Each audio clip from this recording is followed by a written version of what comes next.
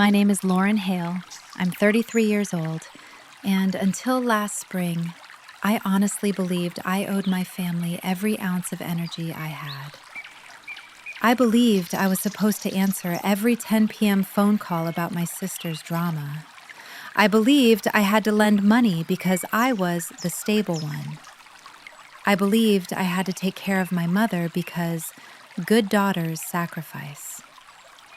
I believed that saying no made me ungrateful. I believed that resting made me lazy. I believed that wanting a life of my own was selfish. I believed all of that, until the night my mother walked into my apartment unannounced, handed me a folder of bills belonging to my younger brother, and said, "Lauren, you're the only one in this family who actually works. Take responsibility for once." For once. As if I hadn't been paying their property taxes for 3 years. As if I hadn't been driving my mother to every appointment while juggling a full-time job. As if I hadn't loaned my brother $12,800 I'd never see again. As if I hadn't spent every holiday cooking, planning, fixing, mediating, cleaning, and apologizing for everyone except myself. That night changed everything. Because for the first time in my life, I heard her words for what they were. Not love, not expectation, not family. It was entitlement. It was exploitation. It was a belief that my life, my labor, and my paycheck belonged to them. And for the first time in my life, something inside me answered back. No. I grew up in Dayton, Ohio, the middle child of 3. My older sister, Amber, was the golden one, the cheer captain, the girl every aunt bragged about at Thanksgiving, the one who had potential. My younger brother, Evan, was the charming disaster, the one everyone protected because he was sensitive and still finding himself, even into his late 20s. And me? I was the glue, not the star, not the favorite, not the chosen one, just the glue, the one who kept the peace. I learned early that my value came from doing the dishes before being asked, giving up my room when relatives visited, watching Evan for free, helping Amber with her projects, accepting blame to avoid fights, being the responsible one. No one told me this explicitly. They didn't need to. Kids understand where they fit long before adults admit what they're doing. By the time I moved to Cincinnati for my job in healthcare administration at 26, the pattern was already carved into me. I said yes because it felt easier than disappointing anyone. I said yes even when my stomach twisted. I said yes even when I was exhausted. And my family learned something too, that I didn't know how to say no. So they stopped treating my help as help. They treated it as owed. When Mom needed money, she called me first. When Amber and her boyfriend broke up for the 19th time, I drove 2 hours to comfort her. When Evan overdrafted his account, I covered it just this once. When their car broke down, I paid half for repairs. When their furnace broke, I put it on my credit card. When their dog needed surgery, I took out a personal loan. I kept telling myself I was doing the right thing, but the truth is simpler. I was afraid of what would happen if I stopped, afraid of their anger, afraid of their silence, afraid of becoming the villain in my own family. Women in my family didn't get to say no. We were raised to serve, to give, to endure. But that foundation had a crack, a quiet one, a private one, something I'd ignored for years. I was tired. Tired in a way sleep couldn't fix. Tired in a way vacations couldn't touch. Tired in a way that made even waking up feel like a job. And that exhaustion is the soil where rebellion grows. It started small, a $600 emergency vet bill for Evan's dog, a $200 short-term loan to Mom, a request to help Amber move again. Nothing unusual, annoying but familiar. But the shift happened slowly, the way winter turns into spring, so gradual you don't notice until the snow's already melting. Escalation number 1. The new normal calls. My phone started ringing earlier in the morning and later at night. Mom would call at 7 a.m. with, "Honey, I saw your brother's credit score. Can you talk to him?" "Honey, I need you to research medical plans for me." "Honey, you should come home this weekend. I'm overwhelmed." Amber would call around lunch. "Can you edit my resume? Can you send me some money until Friday? Can you pick up something from Target for me and bring it next visit?" Evan usually called past 10 p.m. "Sis, I messed up. Sis, don't be mad. Sis, I need help." Every call was a crisis. Every crisis was mine to fix. And the craziest part? They never asked about me. Not once. Not, "How's work? How's your health? Are you sleeping? Do you need anything?" I became an unpaid assistant, therapist, financial advisor, babysitter, and crisis hotline. Escalation number 2. The day my boss asked if I was okay. One Tuesday afternoon, while I was rerunning payroll numbers, my boss gently pulled me into her office. "Lauren, you've looked exhausted for months. Are you taking breaks?" I lied and said I was fine. She didn't believe me. "Is someone putting too much on you?" she asked. I opened my mouth to answer, and for a moment, a tiny one, I almost told the truth. But old habits die hard. I told her everything was fine. I walked out holding myself together with threads. Escalation number 3. The property tax bill. Then came the day Mom mailed me a bill for $2,943.60, her house's property taxes. No explanation, no warning, just a sticky note on top. "Please handle this. You always understand finances better than us." As if understanding something means you should pay for it. I stared at that bill for an hour. Something in my chest turned cold, but I still didn't say no. Not yet. Not until my breaking point. And that came 2 weeks later. The night my mother let herself into my apartment with her spare key, dropped a folder of my brother's debts onto my table, and said I was responsible for fixing them. That night, something inside me broke clean in half, and something else was born in the empty space.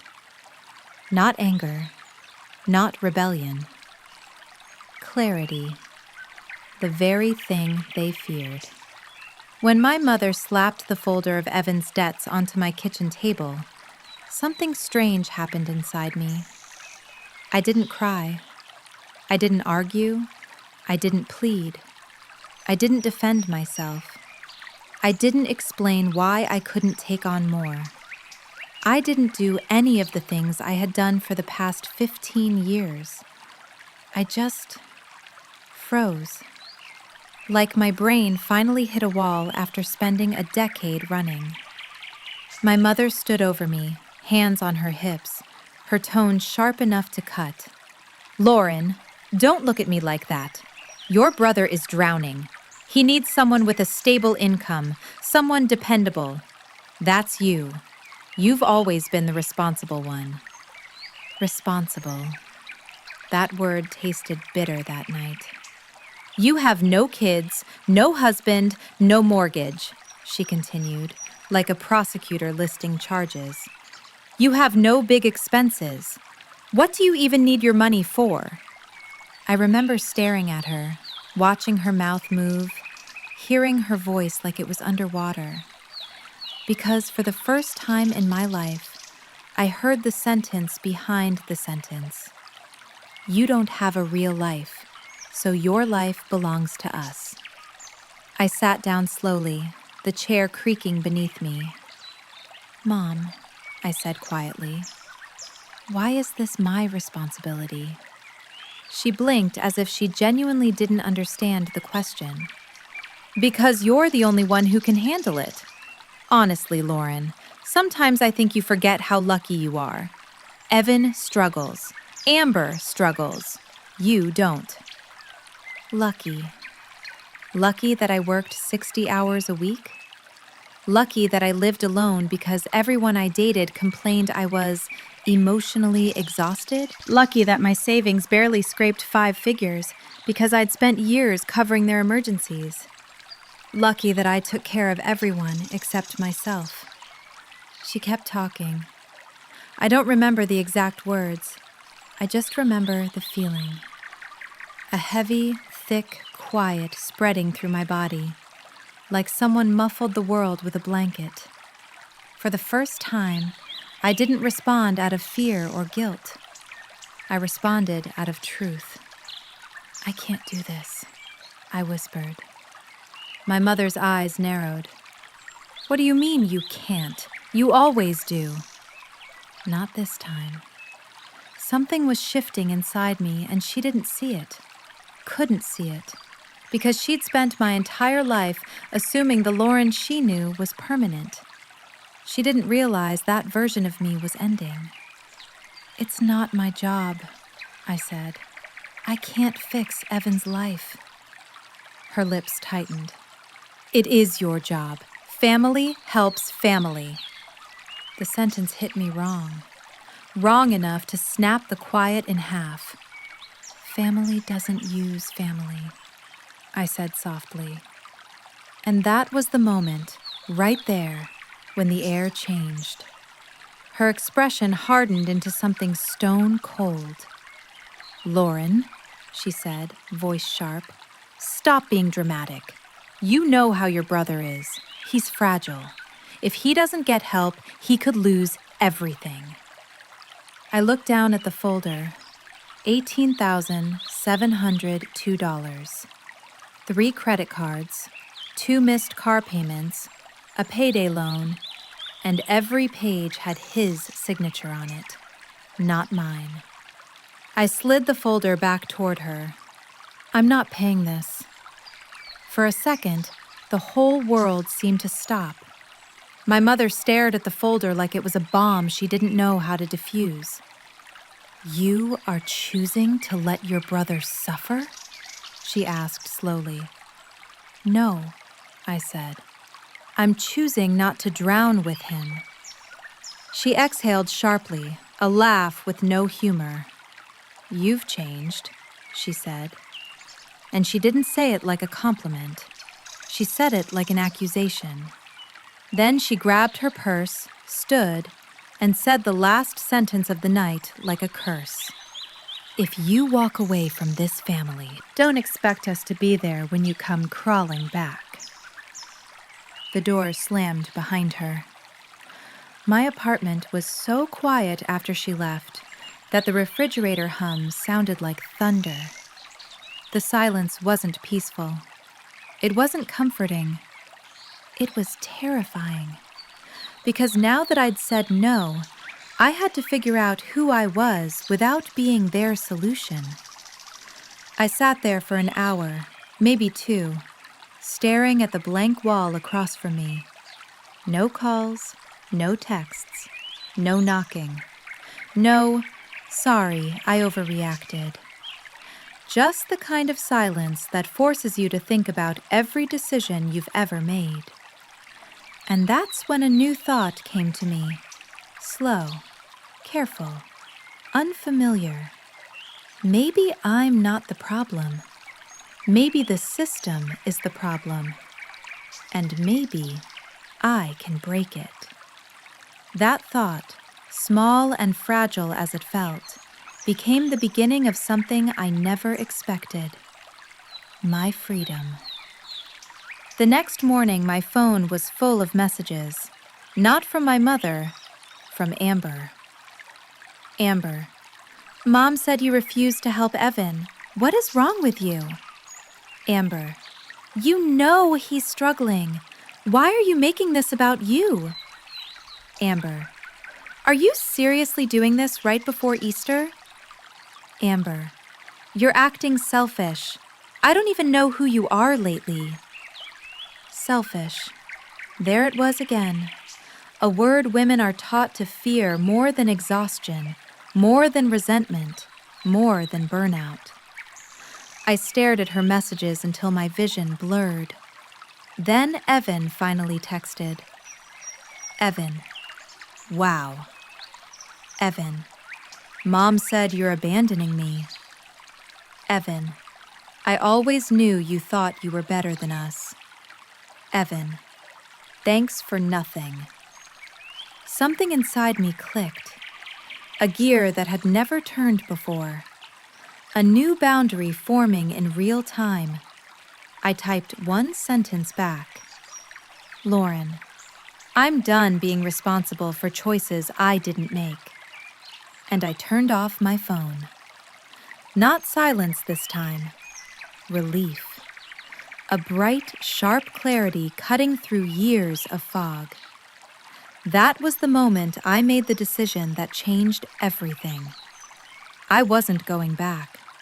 Not to the role, not to the expectations, not to the unpaid emotional labor, not to the version of me who lived for their approval.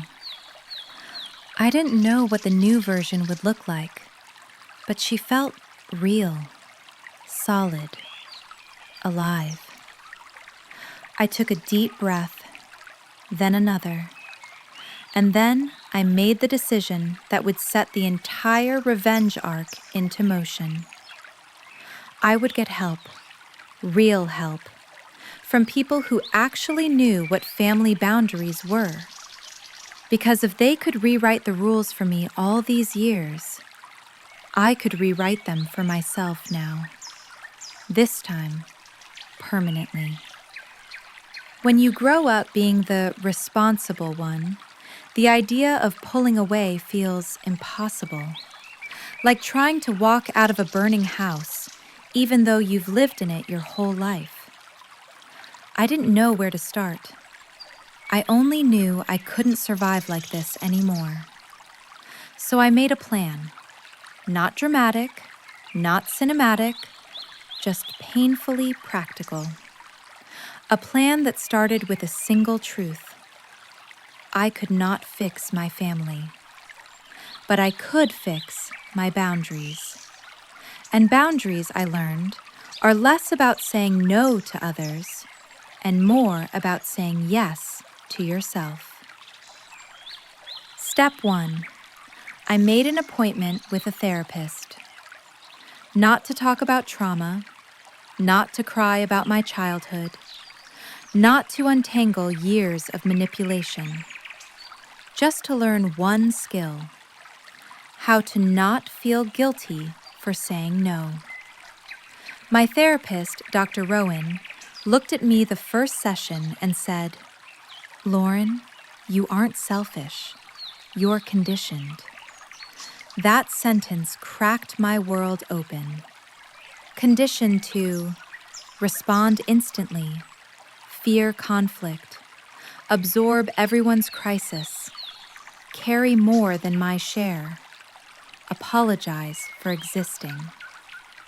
We spent 6 weeks rewiring a lifetime of habits. Every time I practiced saying, "That doesn't work for me," my chest tightened like I was doing something dangerous. But each week, the tightness loosened. Step 2. I closed the financial pipeline. I changed every password. I froze all accounts temporarily. I shut down the spare credit card my mom used occasionally. I canceled the automatic transfers they didn't know I'd been making. Dr. Rowan called it removing the access points. My family called it betrayal. Amber left me a voicemail that sounded like a soap opera breakup. "Congratulations, Lauren. You've officially abandoned us." I saved it. Not out of sentiment, out of clarity. Step 3. I told them I would only speak through text. No more late-night guilt calls. No more screaming matches. No more, "You misunderstood what we meant." Just words, written, clear, traceable. I wrote, "Lauren, I'm taking space. I will not be available for financial or emotional emergencies. Please respect this boundary." Amber exploded. Mom wrote a 2-paragraph guilt monologue. Evan typed, "LOL, okay, good luck when karma finds you." I reread the messages once, then muted all 3 threads. The silence that followed wasn't scary this time. It was clean, like clearing out a closet full of things that never fit. Step 4. I built a support system outside my family. I started going to a Saturday morning women's group in Cincinnati, just regular women, an ICU nurse, 2 single moms, a CPA recovering from burnout, a woman who left a controlling church, a newly divorced 40-year-old rediscovering her identity. And they taught me something my family never did. Love doesn't demand proof. Love doesn't charge interest. Love doesn't drain you dry. Love sits next to you, not on top of you. For the first time, I wasn't the responsible one. I was just Lauren. Not the provider, not the fixer, not the safety net. Just a woman trying her best.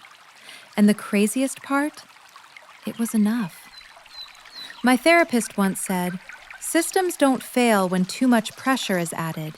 They fail when the person holding everything together steps away." And she was right. The moment I stepped back, the dominoes fell. Not because I pushed, not because I fought, not because I sought revenge, but because they had built their lives on the assumption that mine belonged to them. Karma, number 1. My brother lost his safety net. 3 months after I cut the financial pipeline, Evan texted, "Evan, they repossessed my car. Happy now?" I stared at the message. Not cold, not triumphant, just with a strange calm.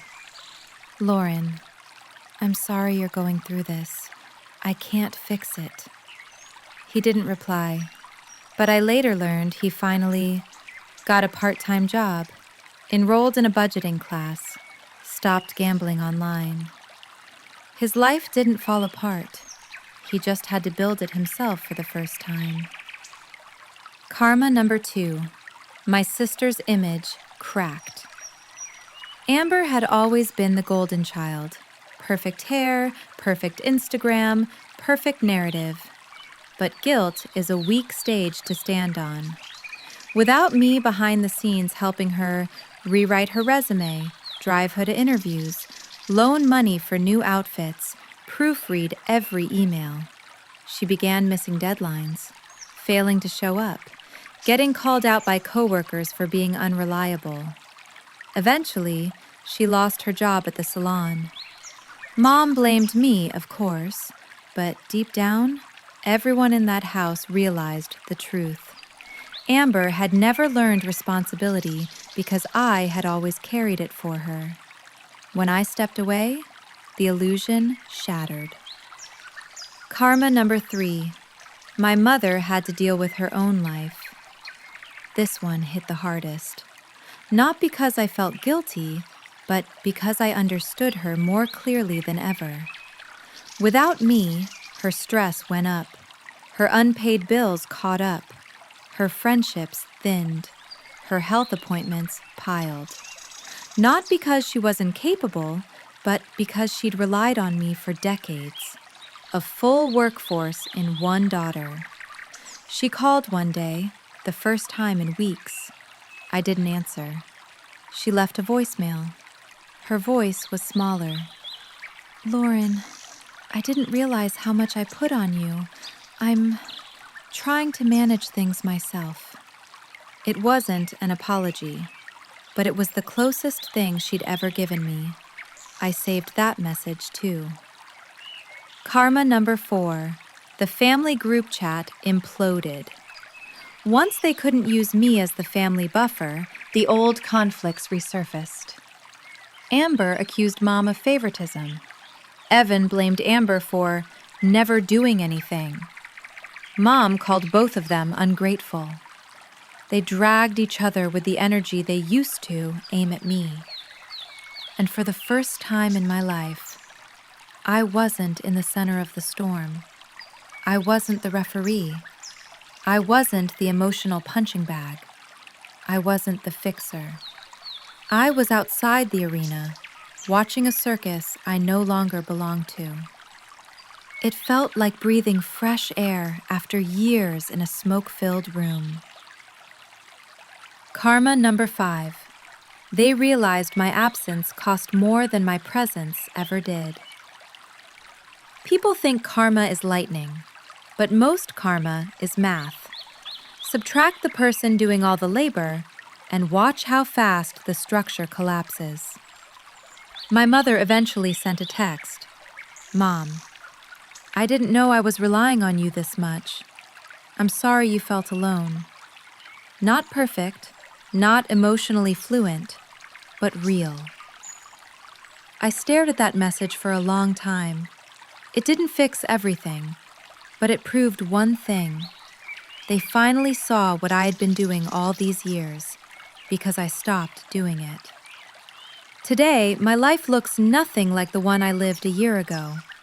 I moved to a small apartment in Over the Rhine in Cincinnati. Exposed brick walls, creaky wooden floors, the kind of space that feels like a beginning instead of a burden.